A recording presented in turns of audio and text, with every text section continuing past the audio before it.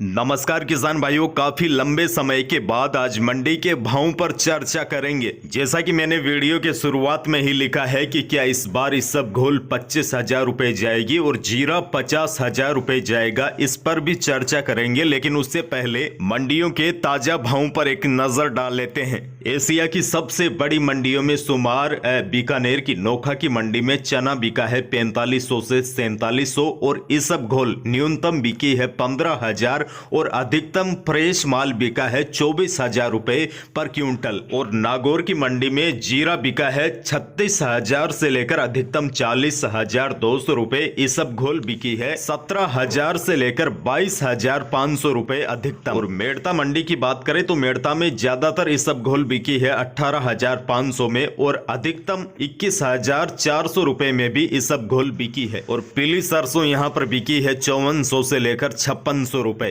तारामीरा बिका है यहाँ पर 5400 रुपए। मूंग बिका है 7600 से 9,400 रुपए। और नोखा की मंडी में भी मूंग 8400 रुपए प्रति क्विंटल तक बिका है और नागौर में भी मूंग अधिकतम 9,300 रुपए बिका है। अब देखिए, मैं मूंग की चर्चा यहाँ पर इसलिए कर रहा हूँ क्योंकि आपको याद होगा दिवाली के आसपास जब किसानों ने मूंग निकाला था तो उस समय किसानों को अच्छी से अच्छी क्वालिटी के भी मूंग के भाव है वो 7,000 रुपए ही मिल रहे थे। लेकिन आज अच्छी क्वालिटी का मूंग 9,000 से ऊपर चला गया है। और ज्यादा समय ही नहीं हुआ है, 3 से लेकर 4 महीनों पहले जो मूंग 7,000 रुपए में बिक रहा था वही मूंग आज 9,000 से ऊपर बिक रहा है। हालांकि देखिए, किसानों की कहीं न कहीं मजबूरी भी होती है उस समय मूंग बेचने की, क्योंकि किसानों को जैसे बीज भाड़े, ट्रैक्टर वाले को काफी सारों को पैसे चुकाने होते हैं और इसीलिए कहीं न कहीं किसान है वो भाव का इंतजार नहीं कर पाता और सस्ते में ही अपनी उपज को बेच देते हैं। खैर, यह पुरानी बातें हो गई। बड़ा सवाल यह है कि क्या इसबगोल 25,000 रुपए का आंकड़ा पार करेगी और जीरा 50,000 तक पहुंच पाएगा।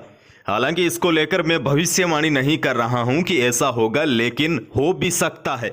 और जीता जागता उदाहरण जैसे मैंने आपको पहले बताया, मूंग के साथ ऐसा हो चुका है। देखिए, अभी मंडियों में खूब सारा माल आ रहा है, चाहे गेहूं, इसबगोल, चना। इसी वजह से कहीं न कहीं भाव ज्यादा ऊपर नीचे नहीं हो रहे हैं। और जैसे ही किसान अपना सारा माल बेच देंगे उसके बाद क्या होगा, अचानक से भाव में बड़ा बदलाव देखने को मिल सकता है। अब यहाँ पर बड़ा सवाल यह भी है कि क्या किसान अपनी उपज फिलहाल रखे या बेचे। यह फैसला तो आप किसान भाइयों को ही लेना पड़ेगा, क्योंकि किसानों की कैसी परिस्थिति होती है, कैसा समय होता है, भंडारण करने की जगह भी कम होती है। और अब की बार तो आंधी, बारिश और ओलों की वजह से उपजों की चमक भी फीकी पड़ गई है। तो ऐसे में कहीं न कहीं किसानों की बेचने की मजबूरी भी हो जाती है। लेकिन आपके पास भंडारण करने का सुरक्षित स्थान है और आप इंतजार कर सकते हैं 2-3 महीने का, तो आपको भाव अच्छे मिल सकते हैं। या फिर किसान कुछ अनाजों को बेच सकते हैं और कुछ अनाजों को रख सकते हैं। फैसला आपको करना है। लेकिन बड़ी बात यह है कि इतिहास गवाह है, किसानों की उपज किसानों से उठने के बाद ही उसके भाव जबरदस्त तरीके से बढ़ते भी है।